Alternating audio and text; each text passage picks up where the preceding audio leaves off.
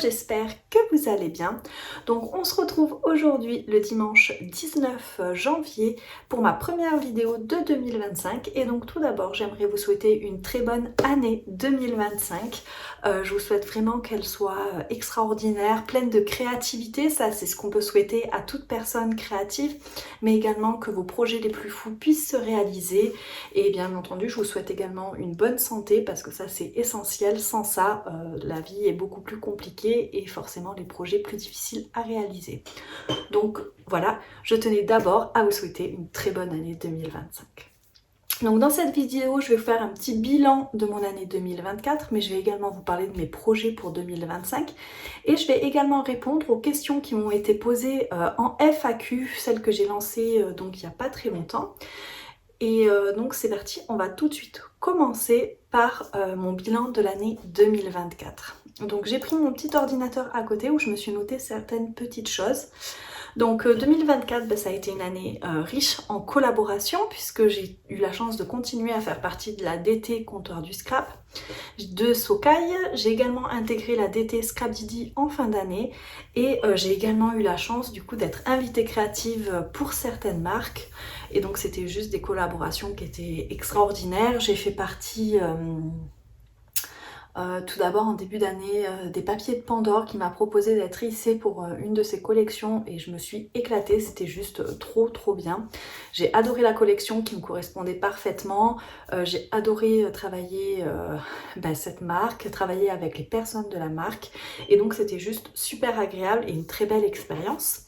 Ensuite, j'ai été contactée par Graffiti Girl qui m'a proposé également de scraper une de ses collections, donc sur un thème plutôt Halloween. Et là, c'était juste trop bien également parce que Halloween, c'est une fête que j'adore scraper et je trouve que ça me permet tellement de liberté en termes de création que j'ai été trop contente de pouvoir saisir cette opportunité-là.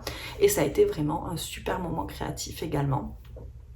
Et ensuite, j'ai également eu la chance d'être hissée chez La Petite Française. Donc pareil, ça a été des moments très sympas en termes de créativité.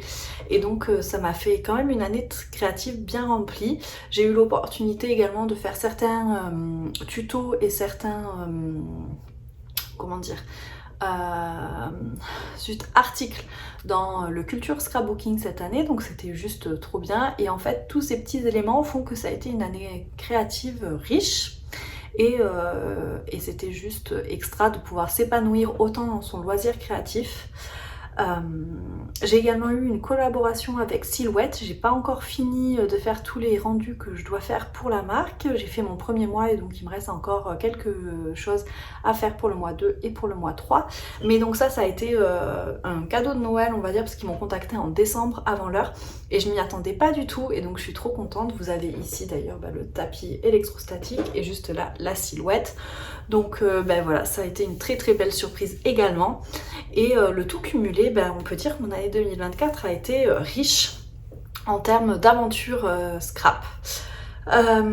J'ai également eu l'occasion de faire plusieurs salons avec des marques, donc j'ai fait Nîmes avec Sokai, Chambéry également avec Sokai. Donc à Nîmes j'ai eu l'occasion d'animer des petits ateliers. Et à Chambéry, j'y suis allée en démo, donc là, voilà, c'était vraiment parler, discuter, profiter, échanger avec nombreuses d'entre vous. Et donc ça, c'était trop bien, j'en garde un très bon souvenir également. Donc ça, ce sont les deux salons que j'ai fait avec Sokai. Et j'ai également fait le salon d'Orléans avec Scrap Didi, donc ça aussi, c'était une super expérience. Et je garde juste de trop bons souvenirs de tous ces ateliers. Donc et de tous ces moments salon. C'est vrai que moi j'adore faire les salons parce que déjà on a le temps de discuter avec nombreuses d'entre vous et on a le temps aussi de discuter avec les créateurs des marques et ça c'est juste trop bien de pouvoir discuter des difficultés qu'ils rencontrent, de cet engouement qu'il y a pour certaines collections, d'avoir un retour aussi d'eux sur tous les réseaux sociaux, sur tout ça parce qu'en fait c'est des choses qui font vivre les marques mais parfois qu'on voit pas forcément quand on est juste que cliente internet.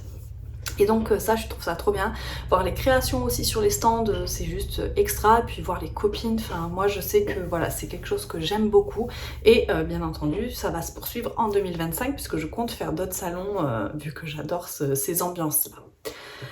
Donc ça c'était pour mes collaborations en 2024.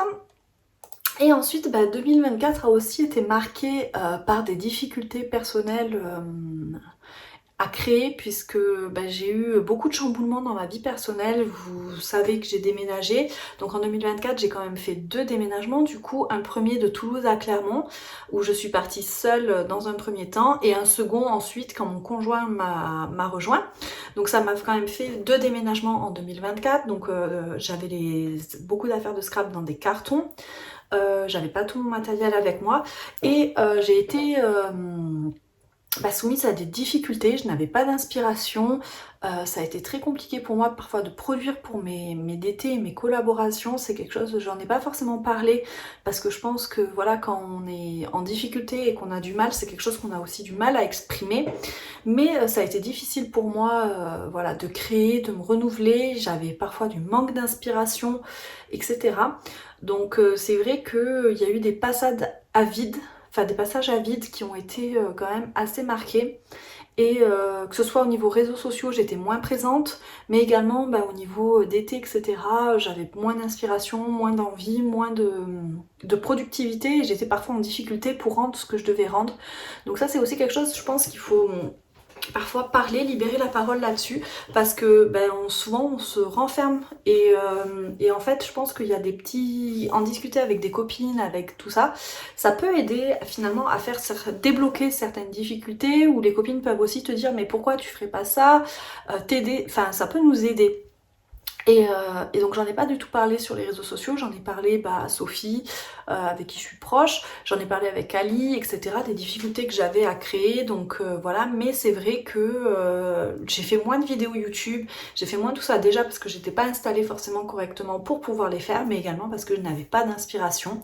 Et je trouvais que tout ce que je faisais en fait n'était pas au niveau des DT et des marques pour lesquelles je travaillais, mais n'était pas non plus au niveau pour vous présenter quelque chose, parce que finalement je me retrouvais pas dans mes créations. Tout ce que je faisais, j'étais jamais sûre, ça me plaisait jamais vraiment réellement, j'étais toujours en train de demander t'en penses quoi, je trouve ça pas bon, et c'est vrai que c'était difficile pour moi du coup de vendre ce que je faisais, puisque j'étais en panne d'inspiration. Donc ça a été vraiment voilà la partie difficile de 2024. Ça a duré quand même quelques mois. En fin d'année, j'ai commencé un petit peu à retrouver mon scrap, à me ressentir à l'aise sur mes créations, mais on va dire peut-être d'avril-mai finalement jusqu'à novembre, j'étais vraiment dans cette phase vide d'inspiration, et ça a entraîné aussi beaucoup de doutes, beaucoup d'incertitudes quant à mon scrap, quant à ma façon de faire, quant à tout ça en fait. Quand on n'est jamais convaincu de ce qu'on produit, on se demande pourquoi continuer à produire quelque chose finalement. Donc voilà.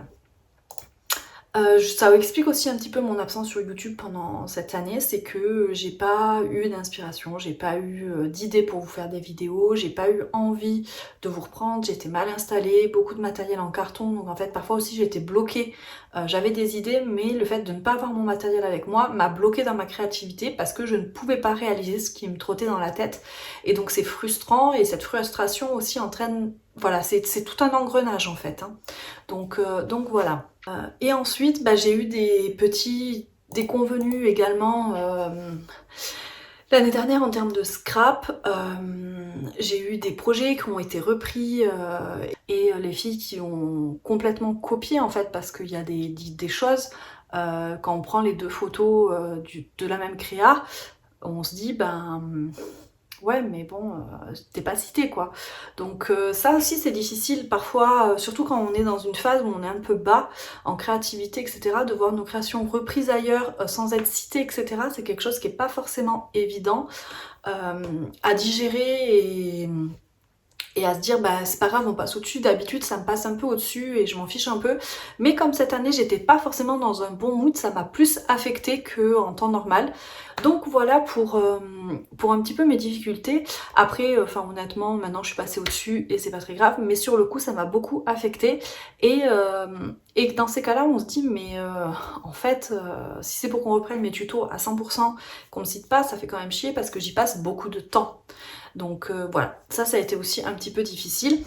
Sans parler que en fait il y a aussi des tutos que j'ai fait qui ont été repris à des fins commerciales, et ça forcément c'est aussi dur, parce que on se dit zut quoi, t'as rien inventé, t'as rien fait, et en fait bah, tu te fais de l'argent avec quelque chose qui ne t'appartient pas. Et ça aussi, c'est difficile à accepter. Et ça m'a aussi entraînée dans ce cercle vicieux de démotivation. Donc voilà pour vous reprendre un petit peu mon année 2024. Donc il y a eu de super choses et des choses un petit peu plus difficiles. Et ça malheureusement, on peut pas vraiment, comment dire, on peut rien y faire quoi, ça dépend pas de nous sur ces aspects-là. Donc c'est vrai que voilà, 2024 finalement en termes de scrap, c'est une année très mitigée avec des gros hauts et des gros bas. Donc voilà pour mon année 2024. Pour 2025, déjà je me souhaite de reprendre ma chaîne en main, d'être plus présente par ici parce que je sais que voilà, vous êtes beaucoup à me suivre dans mes petites aventures créatives. J'adore échanger avec vous en salon, j'adore voir vos petits commentaires, etc. Ça me fait toujours chaud au cœur quand on me dit quel plaisir j'ai passé, enfin quel moment de plaisir j'ai passé en regardant ta vidéo, ou je suis trop contente de te retrouver en vidéo, j'attends toujours tes vidéos avec impatience, etc. C'est des choses et c'est des liens qu'on tisse ensemble et j'aime beaucoup avoir ces retours-là de vous. Et également sur les salons, pouvoir discuter avec vous finalement qui me connaissez parce que vous voyez mes vidéos, mais vous découvrir également en salon, ça fait toujours super plaisir. Donc j'aimerais voilà, reprendre bien ma chaîne en main, être plus régulière dans les vidéos. Voilà, ça c'est quelque chose que j'aimerais beaucoup pour 2025. J'ai également un projet en 2025... je pense que vous vous en doutez parce que c'est vraiment partout sur les réseaux sociaux, on peut pas passer à côté, c'est reprendre, enfin commencer du coup le Project Life. Donc pour ça, j'ai les ateliers de Karine, je me suis inscrite au Raconte-moi, mais j'ai également pris l'abonnement chez Dans mes pochettes parce que en fait je pense que pour moi projet Raconte-moi ne me correspond pas tout à fait dans le raconter sa vie, entre guillemets. Pour moi, ça me met en difficulté, le fait de vouloir faire un condensé, etc. Mais j'aimerais l'utiliser pour autre chose. Ça, c'est quelque chose que du coup, je ne vous montrerai pas. C'est quelque chose que je souhaite garder pour moi et d'un point de vue vraiment personnel. Peut-être que vous le saurez plus tard, mais voilà, ça c'est quelque chose que je vais garder pour moi, le projet Raconte-moi. Voilà, c'est pour un projet bien particulier et je pense que voilà, il y a des choses aussi qu'il faut savoir garder pour soi. Et donc j'ai pris l'abonnement chez Dans mes pochettes et je vais faire un Project Life. Donc j'ai déjà commencé à écrire mon journaling pour pas perdre de temps. Et dès que je vais recevoir le kit, le classeur, etc., je vous le montrerai. Et puis je pense que petit à petit aussi peut-être qu'on fera des pages de Project Life ensemble. Je sais pas si ça peut intéresser beaucoup d'entre vous. Peut-être que je vous les montrerai, je vous les ferai pas ensemble si ça vous intéresse pas. Ça c'est vraiment au feeling comment vous allez réagir à ce type de vidéo et comment moi je vais me sentir aussi pour filmer ce genre de vidéo. Donc ensuite, au niveau des salons, cette année, il est sûr que je vais faire Nîmes, il est sûr que je ferai Chambéry. Si Soka y va, j'irai également sûrement à Toulouse en octobre. Donc ça, c'est les salons pour lesquels je suis sûre de me rendre. Donc Nîmes, Chambéry et Toulouse, si Soka y va, je serai là. Si elle n'y va pas, je n'irai pas. Donc voilà, ça c'est vraiment les salons que je compte faire cette année. Nîmes et Chambéry, j'ai adoré. Nîmes, c'est un salon que je fais tout le temps, donc je vais continuer à le faire parce que c'est vraiment un salon que j'adore. Chambéry, j'y suis allée pour la première fois l'année dernière et c'est sûr que j'y retournerai déjà parce que c'est pas si loin de ça finalement de Clermont-Ferrand. Et également parce que c'est un salon que j'ai beaucoup aimé en termes de marque, en termes d'ambiance. Voilà, c'est vraiment quelque chose que j'ai apprécié, donc j'y retournerai avec grand plaisir, soit avec une marque, soit toute seule de mon côté. Voilà, c'est vraiment quelque chose qui me tient à cœur. J'ai envie de refaire Chambéry également cette année. J'ai également un gros projet qui arrive avec Comptoir du Scrap. Donc je peux pas vous en parler pour le moment, vous allez le découvrir très rapidement, mais j'ai un gros projet qui arrive avec Comptoir du Scrap, donc j'espère que vous l'apprécierez et j'espère que vous serez nombreuses du coup à nous suivre dans cette aventure, enfin en tout cas à me suivre dans cette aventure. Donc voilà pour mes projets 2025. En termes de créativité, j'aimerais continuer à explorer l'aquarelle parce que c'est quelque chose que j'apprécie. Je prends de plus en plus de plaisir, plus je maîtrise les techniques, forcément plus je m'amuse à l'aquarelle. Et donc c'est quelque chose que j'ai envie de continuer à explorer, à développer, etc. Donc voilà, c'est quelque chose que j'ai envie de faire. Je vous montrerai sûrement certaines réalisations petit à petit. Mais pour le moment, En termes d'aquarelle, je me sens à l'aise pour coloriser des personnages, pour coloriser des fleurs, enfin voilà, ce qui agrémente mon scrap. Mais pour tout ce qui est vraiment création entièrement à l'aquarelle, j'ai encore du mal à les réaliser. Il y en a certaines qui sont réussites, il y en a qui sont complètement ratées, je suis obligée de recommencer. C'est quelque chose, voilà, je pense qu'il y a beaucoup de techniques à avoir, il y a beaucoup de... C'est aussi une question de sensation, et pour le moment, au niveau de ces sensations, je suis pas encore parfaitement à l'aise. Donc voilà, donc j'aimerais vraiment continuer à développer tout ça, continuer à progresser pour pouvoir intégrer finalement de l'aquarelle dans mes projets scrap. Dans le sens faire des fonds sur lesquels je peux venir travailler une page de scrap, ce genre de choses, et ça pour le moment je ne suis pas, je ne sais pas faire. Donc j'aimerais bien développer cet aspect là, pourquoi pas voilà, faire des pages avec des feuillages, des pages avec des fleurs, etc. Venir travailler ma photo et les éléments voilà, par-dessus. C'est quelque chose que j'aimerais beaucoup apprendre à faire. Donc voilà, j'ai encore tout cet aspect là de l'aquarelle à développer. Voilà, peut-être que certaines trouvent que je m'en sors très bien, etc. Mais pour moi, c'est pas encore ça. Donc voilà pour un petit peu mes projets 2025. Je crois que j'ai un peu fait le tour. Je vois que déjà la vidéo va faire environ 15 minutes là. Donc ça fait déjà pas mal de temps que je blablate. Ce que je peux vous montrer également, c'est que j'ai fini mon sac à coudre. Je vous avais présenté que j'avais reçu le kit. Au départ, je voulais en faire un cadeau de Noël et finalement, je l'ai reçu trop tard. Donc, je l'ai fini.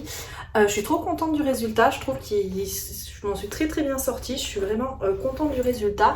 Par contre, ce que je peux vous dire en retour par rapport à tout ça, c'est que parfois le tuto était mal filmé. Donc, il y a certaines étapes où en fait j'ai dû tout découdre et tout recommencer parce que j'avais pas vu l'endroit où il commençait la couture ou ce genre de choses. J'ai trouvé que le tuto par rapport à des tutos YouTube qu'on peut voir en scrap, etc., qu'il était quand même assez mal filmé. C'était beaucoup plus amateur finalement que quelque chose de vraiment professionnel, travaillé à fond quoi.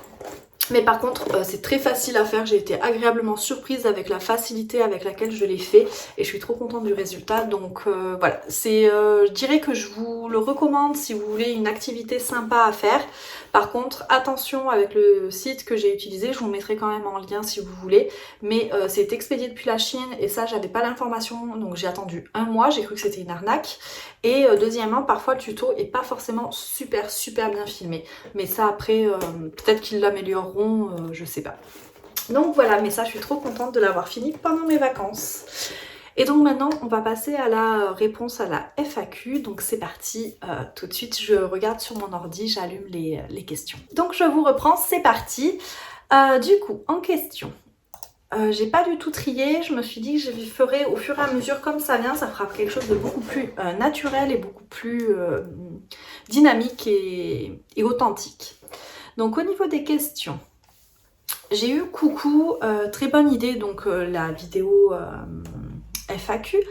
Je voudrais savoir si tu peux nous parler d'aquarelle.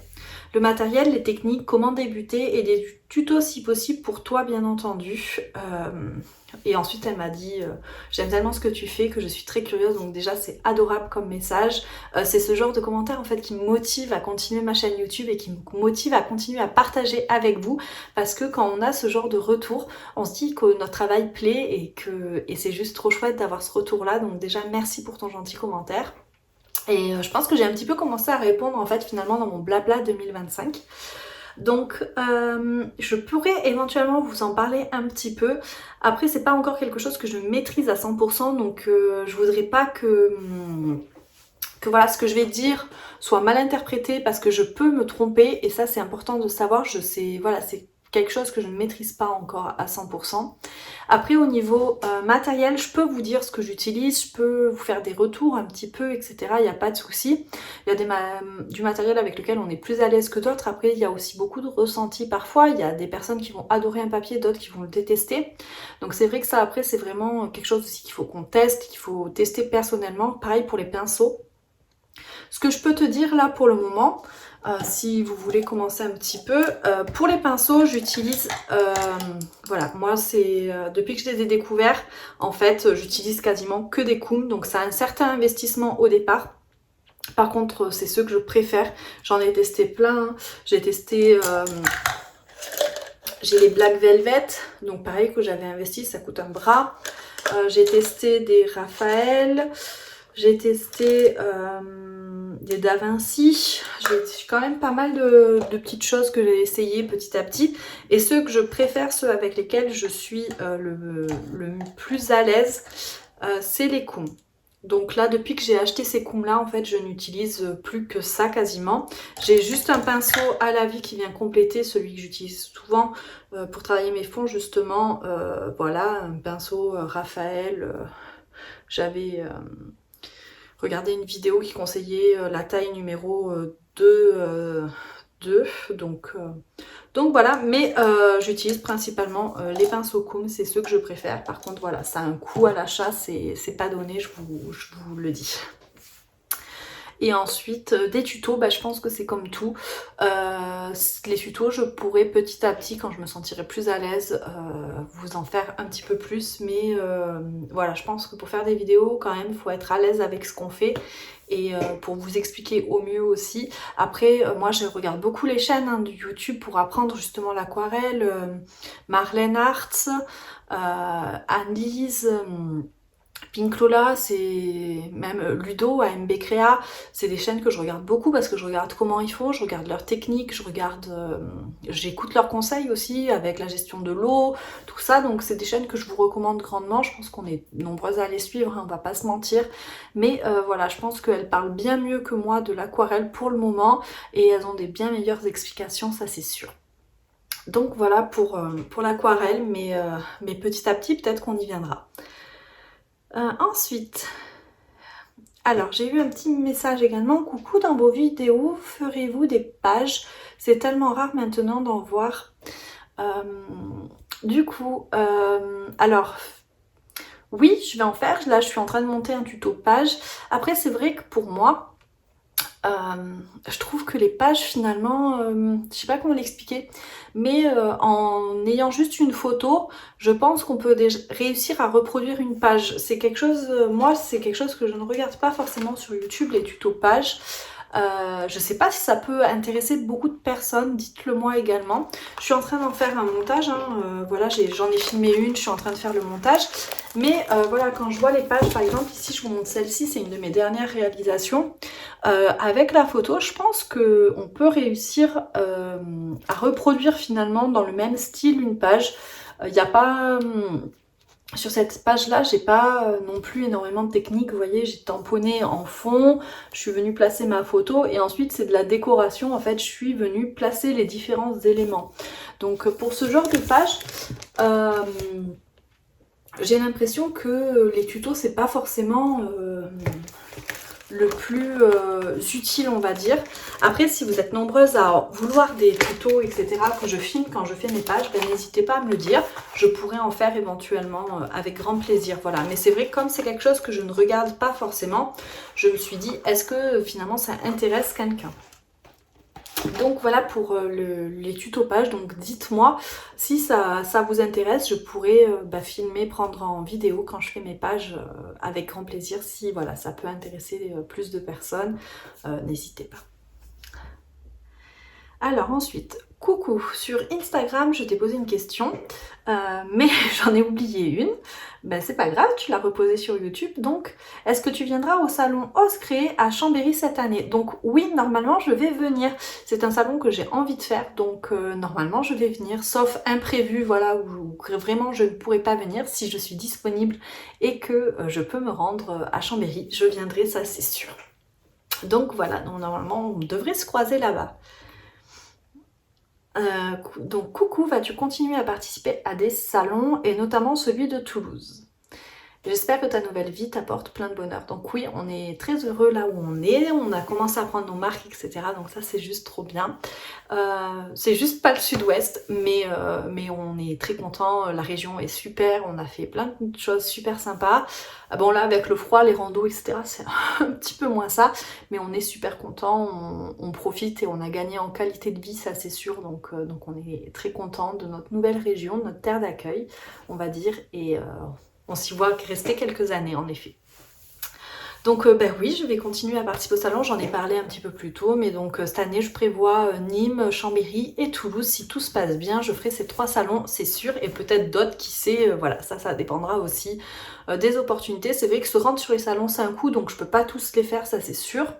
Mais maintenant, voilà, j'essaie quand même d'en faire quelques-uns avec plaisir, ça c'est vraiment un truc que j'adore. Donc au niveau de la question, voilà, elle me dit est-ce qu'on a trouvé nos marques à Clermont-Ferrand? Est-ce qu'on est bien installé? Donc oui, on est super bien installé. Comme vous pouvez le voir, j'ai une scrap room de fou. Je vais bientôt faire le room tour d'ailleurs. J'aimerais peut-être commencer à le filmer là, une fois que j'ai fini de filmer cette vidéo, pour vous la mettre durant le mois de janvier ou début février. Et donc au niveau des DT, oui, je fais partie de plusieurs DT. Je fais partie de celle de Comptoir du Scrap, Sokai et Scrap Didi. Je suis également invitée créative pour La Petite Française, l'invitation créative n'est pas encore tout à fait terminée. Et voilà, au niveau de mes DT, donc c'est des aventures humaines extraordinaires et je suis vraiment super contente de pouvoir faire partie de ces équipes créatives. Maintenant, Sokai et Comptoir du Scrap, ça fait 5 ans pour l'une et 4 ans pour l'autre, donc c'est juste extraordinaire parce qu'au-delà de juste une DT, j'ai tissé des liens avec les créateurs, j'ai tissé des liens avec les autres DT, puisqu'il y a certaines personnes, ça fait 5 ans qu'on est dans la même DT, et ben c'est juste une super aventure humaine, et ça j'en remercie beaucoup finalement les créateurs des marques, de rendre finalement ce travail entre guillemets tellement humain que en fait on se sent comme à la maison, comme chez soi en fait, voilà. Quelles sont mes créations préférées? Au niveau des créations, j'adore les pages, c'est quelque chose que je prends beaucoup de plaisir à faire, que ce soit 30-30 ou dernièrement, c'est le début, hein, je me suis mise aux pages A4. Donc c'est très facile à ranger je trouve, et je prends tout autant de plaisir à les faire, je trouve que voilà, je me régale. Donc j'adore faire les pages. Ça c'est quelque chose, j'ai découvert ça au début, j'aimais pas du tout, et en fait à force d'en faire j'ai pris un plaisir extraordinaire à en faire, et c'est quelque chose, voilà, quand j'ai envie de créer, quand j'ai envie de me mettre à ma table, souvent je fais une page parce que j'adore ça. J'aime également aussi tout ce qui est art journal, mais ça c'est quelque chose qui est encore plus compliqué pour moi, on va dire, dans le sens où je maîtrise pas toutes les techniques, mais c'est quelque chose, je prends beaucoup de plaisir à en faire, et voilà, je me régale. Et enfin, alors ça c'est quelque chose que je fais moins souvent, par contre quand j'en fais, au niveau créativité, c'est l'éclate, ce sont des albums. Quand je pars sur des albums, autant vous dire que au début, voilà, ça prend beaucoup de temps par contre, mais quand je me lance, j'adore les faire. C'est vraiment un plaisir que je prends, voilà, à créer des albums, chercher des structures, chercher aussi parfois. C'est pas tant la structure qui va changer, mais c'est vraiment la façon dont je vais le décorer, ajouter une petite touche originale que d'autres n'auraient pas pensé à faire. Mais voilà, c'est quelque chose, je prends beaucoup de plaisir à les faire. Par contre, c'est plus rare parce que voilà, ça prend beaucoup de temps à faire, et que malheureusement, parfois et souvent, le temps me manque, je pense, comme à tout le monde, hein. C'est quelque chose qui est difficile. Mais voilà, au niveau des top créas que j'aime faire, je dirais plutôt ces formats-là. Alors ensuite j'ai une question un petit peu plus sur ma vie personnelle, donc que fais-tu comme travail? Alors moi je suis attachée de recherche clinique, c'est-à-dire que je vais gérer en fait tout ce qui est recherche clinique, donc en cancérologie, puisque j'ai trouvé un poste en cancérologie. Donc je vais accompagner finalement les patients, les médecins, et je vais faire le lien avec les promoteurs des essais cliniques pour que tout se déroule en fait correctement pour le patient, pour aider le médecin au quotidien, et voilà, aussi faire la liaison entre le médecin et le promoteur de l'essai clinique. Donc voilà, c'est toute une gestion, je suis à cheval entre l'administratif, le milieu un petit peu médical, etc. Et je trouve que c'est un métier hyper intéressant mais hyper dense. Donc voilà pour mon métier. C'est un métier qui est peut-être pas forcément très connu, mais voilà, je pense que c'est un métier nécessaire, et je trouve que je me sens utile dans mon métier en tout cas.